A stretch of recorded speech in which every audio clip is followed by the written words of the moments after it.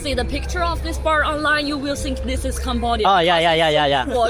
You can't believe that this is Cambodia. สบายดีเด้อทุกคนอันนี้ก็เป็นระหว่างทางกลับเนาะกบกับไทยทุกคนเบิ่งอันนี้เป็นตลาดคล้ายๆลาวเลยเนาะปลาแห้งหมูหยองแล้วก็ไส้อั่วบ่คุณเชียงบ่มาแว่งนี่เนาะกินอยู่ก็คล้ายๆกันกุ้งแห้งนี่ดูพวกอันนี้เป็นตลาดเนี่ยตลาดก็คล้ายๆกับลาวไทยเนาะทุกคนนี่เป็นเม็ดมะม่วงเรื่องมะม่วงอยู่นี่หินมะพร้าวอยู่นี่ดังเลยกัมพูชานะนี่เป็นเกนแบ็คเปเปอร์ราคาจะปิดเป็นดอลลาร์เลยเนาะพริกไทยดำนี่พวกเครื่องแห้งนี่นะต่างๆกันคืนกันงามเลยอันนี้เป็นคล้ายๆเป็นฟิลแบบตึกเก่าเลยคือตึกเก่าเลยเอาเลยไม่กินอายคล้ายๆคือหลวงพระบางอยู่ได้ตึกเนาะตึกอาคารทุกคนแบบความเก่าอ่ะเปิดไฟอะไรกันงามเนาะ这我好喜欢，真好喜欢。แล้วแวกนี้ก็จะเป็นthe bar There's a bar. yeah all of some them beer tonight or tomorrow yeah night? 你没发现 yeah we can get some beer 坐的啥过来的？坐飞 เพราะว่าเมื่อกี้คินก็ถามก็ว่าพวกเขาที่กินเบียร์บ่แน่นอนว่ามื้อนี้ต้องกินเบียร์有感觉过来的，过来的。เนี่ย exchange 啊，没有很扑通扑通那种。 you want to exchange money you want exchange money there 那 money exchange แลกเงินเนาะเพราะว่าเขาจะอยากแลกเงินได้หน่อยอยู่ได้เดี๋ยวเบิ่งเสียงเพลงอาจจะดังนะทุกคนมีไทยบาทยูโรดง啊，懂吗？เงินนั่นมีหลายสกุลเงินให้แลกเลยอันนี้เป็นขายเครื่องคล้ายๆแคมของบ้านเฮาจะมีส่งสร้างส่งพวกอันนี้ถักคล้ายๆหลวงพระบางนี่กินอายคือลาวไทยแหละทุกคนบรรยากาศโอ้ยนวดห้านวดก็มีอันนี้เป็น Riverside Night Market ทุกคนตัวนี้และละแวกนี้จะแม่นขายเบียร์เด้ขายเบียร์เต็มเลยนะ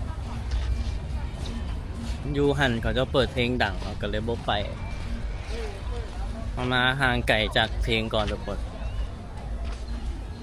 ห้านหลายแล้วมีห้านเบียร์บาร์ก็ถือว่าดีไซน์ออกมาคักเลยทุกคนเป็นตะนั่งแล้วอันนี้ตึกต้องเป็นตึกตั้งแต่สมัยฝรั่งแหละเพิ่งสังเกตว่ามีหลังคาแล้วเนี่ยแล้วก็การลวดลายต่างๆมาแบบนี้เปิดโลกเลยได้แบบมันเป็นตึกเก่านะทุกคน old building เนาะแต่คักเลยแล้วมีกาเบียร์อะไรthis is the old building like New building. yeah the building is like Haha, I know. it's like the French building there Yeah. I like it Wow. you look I like really like this vibe because so. yeah this one อันนี้ pub Hey, I street really love here. Yeah, It's me too. beautiful. 我跟你说，他们国家都没 โอ้งามเลยกลางคืนงามทุกคน 肯定你还用说。 ฟิลเดียวแบบน่าจะเป็นข้าวสารเนาะคันอยู่ไทยนี่แล้วก็มีตำรวจยางหลอกกวนได้โอ้งามนี่ 太多了。开哇团姐，这些白人都爱抱团出来。 it's so good 但是当然是主要这边。เนี่ย pub street 我只是觉得这样很没意思， Pub 就是抱 street 团出来这样玩，就是这样讲的这样子。不是， มีตำรวจกันกวดเนาะ 啊，那你说的也对。 pub street so we go inside no No. ไม่งามเลย Maybe later. Maybe. okay maybe later Yeah. okay got you you want some beer Yeah. oh yeah Okay. beer yeah For what? Tonight, just tonight. Yeah, Maybe later. we should go to the swimming pool. First. Yeah, we go to the swimming pool at the hostel and then we go 哇 here. 这也太爽了！It's so I love this life, this kind Yeah, of life. yeah. Swimming and drink some beer and some coffee and eat some delicious food.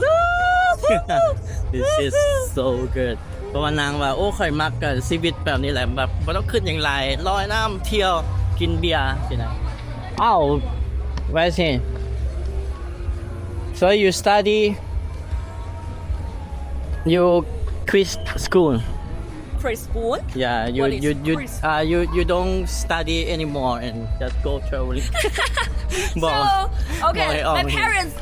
especially my mom, maybe she will want to kill me. You want to drop out the school? แล้วว่า Say it again. ก็บอกว่าเขาเจ้าอยากใช้ชีวิตแบบนี้ก็ออก Hey, อ I อกโรง really เรียน love this sport. อย่า Wow. ออกโรงเรียนแล้วกันมาเที่ยวซะนางก็บอกโอ้คันข่อยเฮ็ดจังซั่นแม่ข่อยก็สิฆ่าข่อยตายเลย นางหากะเฮียนอยู่ปี2แล้วทุกคนโอ้อันนี้ก็งามเลยมีแบบพระพุทธรูปแกะสลักอีหยังข้างในลายเลย The space is the cool bar 我跟你说 I really love it. yeah you only take a video this you no 他们是 no second then converted Do you know what it means? He said that if you see the picture of this bar online, you will think this is Cambodia. oh yeah You can't believe that this is Yeah. Cambodia. man อันนี้ it's not like Cambodian 真的不是讽刺 yeah it's not like Cambodia บอกเมื่อกี้นี่เราว่าคันเจ้าเห็นอยู่นี่อยู่ในรูปนี่เจ้าต้องว่าบ่แม่นอยู่กัมพูชา 我感觉 แต่อันนี้อยู่กัมพูชาทุกคน 李志明是上了太多了งามเลย 柬埔寨可以大家可以 It's beautiful very very good 保持安利。 beautiful okay shall we go 啥玩意儿？保持安利。我找了一下。 นี่ก็มีโซนนะทุกคนอันนี้น่าจะเป็นดนตรีพื้นเมือง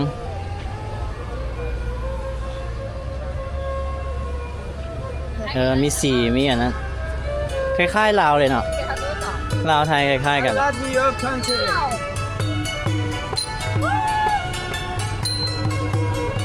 哇哦！这才是挣钱这是应该该努力一下 Oh my god！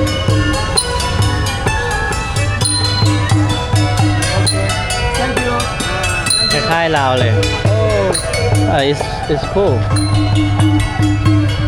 今你给他多少钱了？这么卖力？ oh 天 no thanks 哇，那他们好那 ไม่ 个。 คักเว้ยทุกคน 知道吗？我之前去埃及的时候，你如果给了他小费少了，他还会很生气，就是会觉得你还不够。 คล้ายๆหลวงพระบางเลยไหม 觉得很甜。 กินอายคล้ายๆลาวไทย 是走这儿吗？ เครื่องดนตรี 但是这些大爷真的我操了真的 Where we go 是觉得好还是不好？不感觉好呀当然。人家就把艺术 go this way 拿不了人生他妈那不像那边人 Our house is there？ yeah this way 那边说那边是哪边？啊，你咋这么讨厌？这么讨厌呢？ มีมินิโซ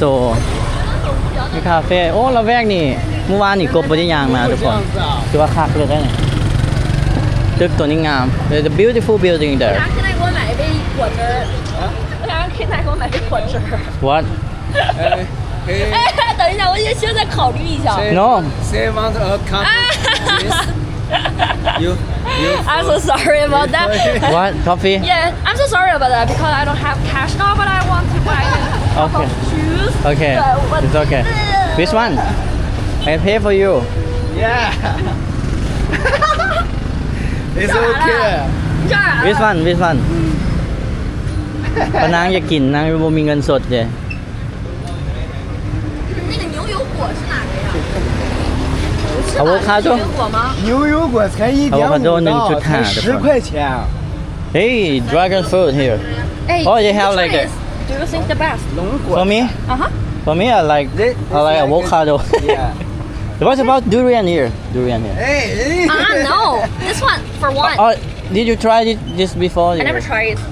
this one is so sweet I just like it. want to buy a cup of juice for a boy. he's the staff at our hostel because Ah. he finds my camera today. I Oh, lost my okay, camera okay, and got he you. got it. So I want to buy a cup of juice for him. แล้วเราอยากกันซื้อน้ำปั่นให้พนักงานทุกคนอยู่โฮสเทลเพราะว่าเราหันลืม但是他本地人应该会更喜欢。กล้องทุกคนแล้วก็ว่าสิซื้อไปต้อนหมอเนี่ย 我出去要啥都是 less sugar， 我受不了他这个。So you lost your camera? Yeah, today. And that staff, he find my camera and he give it to me. So I really want to thank him. Okay, got you. ลืมกล้องแล้วก็พนักงานเอามาให้นั่นก็จะขอบใจ然后就是那大厅那个小锅的捡的，然后呢，就那个帮我们办理入住的，然后给我，所以我真的非常感谢他。我跑那儿都快哭了。Wow! Sugar Daddy! No, I withdraw at ATM. The cash. Yeah. Sugar Daddy! No. Sugar Daddy! Sugar Daddy. Sugar Daddy!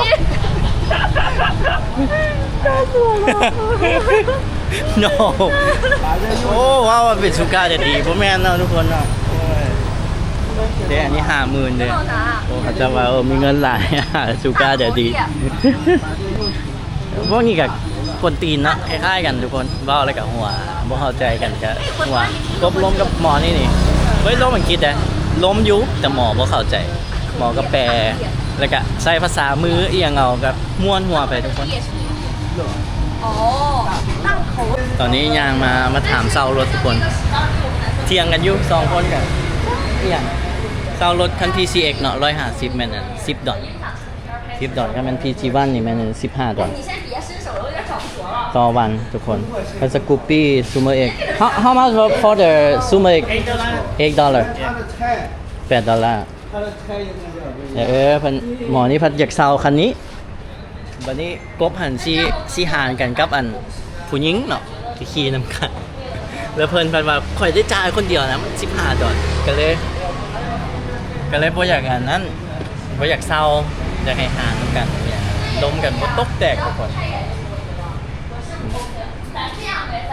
$10กับแพงอยู่ได้ PCX ทุกคน$10กับ200,000เนาะประมาณ300กว่าบาทต่อวันอยู่ไทย200 บาท We are PCX Okay, so this idea, when we finish swing and we go out to get some beer, right? And we will ask the others. Okay. Because he asked for this Yamaha for $12, so he thinks this is too expensive. Okay, I got it. Maybe we can get $8 for that. Yeah. Maybe it's cheaper. So I think it's okay. Then what about you? I'll follow you because like we should go for like Thank you, boy. the more rental shop เพราะนางก็บอกว่าอันนั้นเขาลองไปถามอยู่ห้างอื่นมึงบอกเพราะว่าถามอยู่ห้างอื่นกันคันนี้นี่มัน$12เพราะว่าอันนี้มันใกล้ๆมองเอาผักอยู่แถวในเมืองตอนเขาถามตัวเขาย่างไก่มามันก็จะจึกก่อนพวกก็โอเคบ่ฟ้าเซาล่ะบางที PCX อยู่นี่$10อยู่ห้างอื่น$8สินะ我有，你要跟我说啥？ ป้ายพนมเป็นว่ามันเสียมเรียบเลยเอาทุกคนคลิปนี้กับพาทุกคนเลาะน่าจะยาวเลยแหละทุกคนช่วยกันไหมคลิปหน้านะทุกคน